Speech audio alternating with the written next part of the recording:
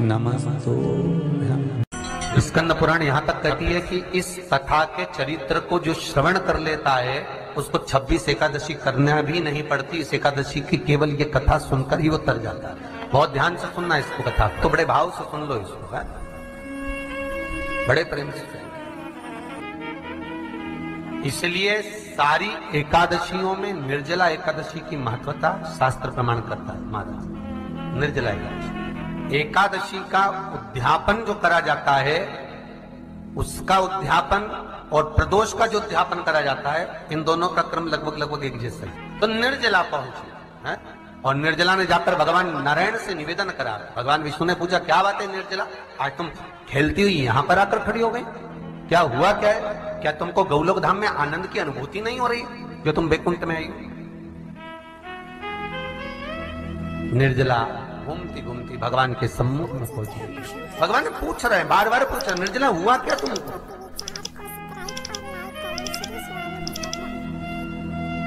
ए निर्जला, ए एकादशी, हुआ क्या है तुमको? क्या कारण है तुम्हारे यहां आने का, वैकुंठ पहुंचने का?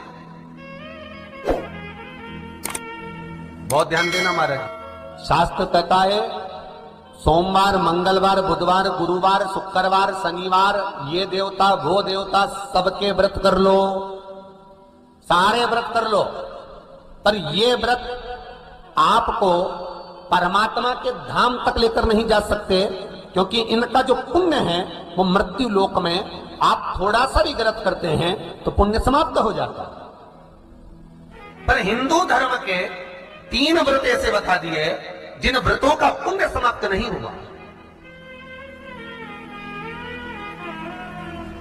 हिंदू धर्म के 3 व्रत ऐसे हो गए जिनका पुण्य समाप्त नहीं हुआ हमारे, जिनका पुण्य प्रबलता में बढ़ता गया। पहले नंबर पर एकादशी, दूसरे नंबर पर प्रदोष और तीसरे नंबर पर शिवरात्रि। एकादशी भी 26 है तो प्रदोष भी जम के बोलते जाओ 26 है। शिवरात्रि केवल 12, केवल 12, और अगर अधिक मास की पड़ जावे तो ये पर अधिक की आय सो 13 है।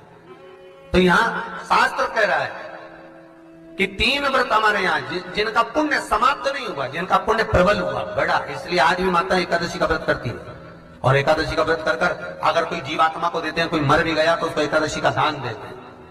एकादशी का उसको दान दिया है। महाराज निर्जला खड़ी है, पूछा क्यों आई है, क्या कारण? निर्जला आई तब लक्ष्मी मैया उठकर निर्जला के करीब में गई। निर्जला बहुत सरल थी निर्जला। कहते हैं कामा एकादशी सबसे लंबी है। कौन सी एकादशी? कामा। फिर मोक्षदा उससे नीची है महाराज, और निर्जला जो है बिल्कुल छोटा स्वरूप है। निर्जला का मतलब देखा जाए तो केवल 2 चोटी करी हुई है। मस्तक पर भोर लगा हुआ है निर्जला के, माथे पर बिंदी लगी हुई है निर्जला के, सुंदर गले में तुलसी की मालाएं पहनी है निर्जला, हाथ में जो हाथ फूल जैसी माताएं पहले पहनती थी, आपको ध्यान में होगा, ऐसा बड़ा फूल होता था, अंगूठियां पड़ी होती थी, हाथ में ऐसा लगा रहता है। तो निर्जला हाथ फूल भी तुलसी के धारण कर, बड़ा सुंदर स्वरूप है माता निर्जला का महाराज। छोटी है तो माता लक्ष्मी उनके पास में गई और निर्जला से जाकर पूछा, निर्जला तेरे आने का कारण क्या है, तू बता। नारायण आपसे पूछ रहे हैं कि क्यों आई हो, किस लिए आई हो, क्या है तुम्हारे आने का कारण? निर्जला ने कहा, मेरी विनती केवल इतनी सी है मां, कि मैं ये चाहती हूं कि मैं जीव के प्राण छूटने के बाद उसके प्राणों को जिस समय मैं लेकर जीवात्मा के प्राणों को परमात्मा तक भेजूं, वैकुंठ तक भेजूं, गौलोक धाम तक भेजूं, उस बीच में मुझे ले जाते समय कई नरक भी बीच में पड़ेंगे, कई स्थान ऐसे बैतरणी आदि आदि स्थान बीच में आएंगे, तो वो स्थान में मुझे रोका ना जाए, मैं सीधे भगवान के धाम पहुंच जाऊं। ऐसी कृपा, ऐसी दया। जितनी माताएं एकादशी का व्रत करती, बहुत ध्यान से सुनना आज की कथा हो, शायद जिंदगी में मिली ना मिली, पर ये कथा का रिश्ता तो बहुत ध्यान से सुनना। स्कंद पुराण यहां तक कहती है कि इस कथा के चरित्र को जो श्रवण कर लेता है उसको 26 एकादशी करना भी नहीं पड़ती। इस एकादशी की केवल ये कथा सुनकर ही वो तर जाता है। बहुत ध्यान से सुनना इसको, कथा को। सबसे पहला नियम एकादशी व्रत का सबसे पहला नियम है कि आप जिस दिन व्रत करो उसके एक दिन पहले भक्ति का संचार इस हृदय में करो। भक्ति का संचार इस हृदय में कर लीजिए। जिस दिन आप व्रत करो, जैसे एकादशी का व्रत कर रहे हो तो दशमी के दिन शाम का समय जब आवे, रात्रि जब होने लगे, शाम का समय आवे और रात्रि का आप जब भोजन ग्रहण करो तो उस भोजन में कोई ऐसा पदार्थ ग्रहण मत करिए जिस पदार्थ के कारण आपकी एकादशी बिगड़ जाए। कोई बेकार भोजन में ग्रहण नहीं करना, श्रेष्ठ भोजन ग्रहण करिए दशमी। और एकादशी का दूसरा नियम बहुत ध्यान से सुनिएगा। जिस दिन आपकी एकादशी का व्रत हो उस दिन प्रयास करिएगा कि अपने हाथ से किसी भी वृक्ष की कोई पत्ती टूटे ना। अपने हाथ से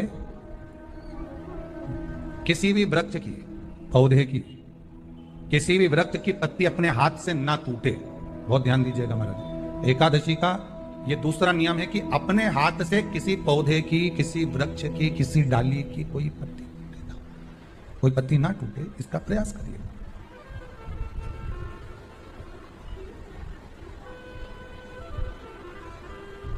कितना सुंदर व्याख्यान कहा है, कितना सुंदर वर्णन है महाराज कि मात्र एकादशी का व्रत कर लेने पर, मात्र एकादशी का व्रत कर लेने पर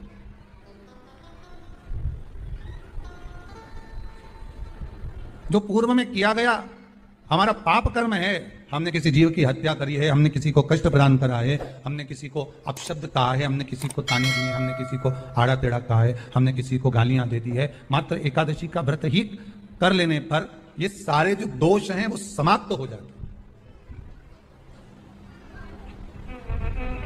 सारे दोष हमारे समाप्ति पर आ जाते हैं।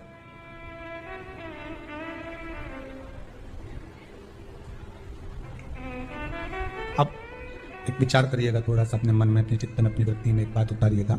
एक अपने मन में एक बात को उतार कर रखिएगा कि आप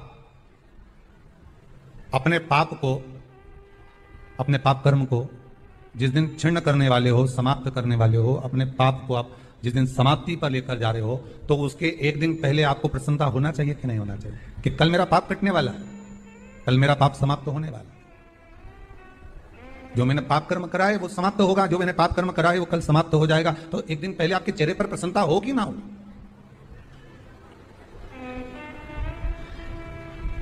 और चेहरे पर वो प्रसन्नता आपके आना चाहिए कि कल मेरा एकादशी का व्रत है, आज दशमी है, कल एकादशी का व्रत है, तो कल मेरी जब एकादशी का व्रत रहेगा तो मेरा ना जाने कितना कितना पाप, कितना असत्य, कितना कितना झूठ, कितना कितना प्रपंच वो समाप्त हो जाएगा। इसमें मुझे प्रसन्नता हो, इसमें मुझे आनंद था।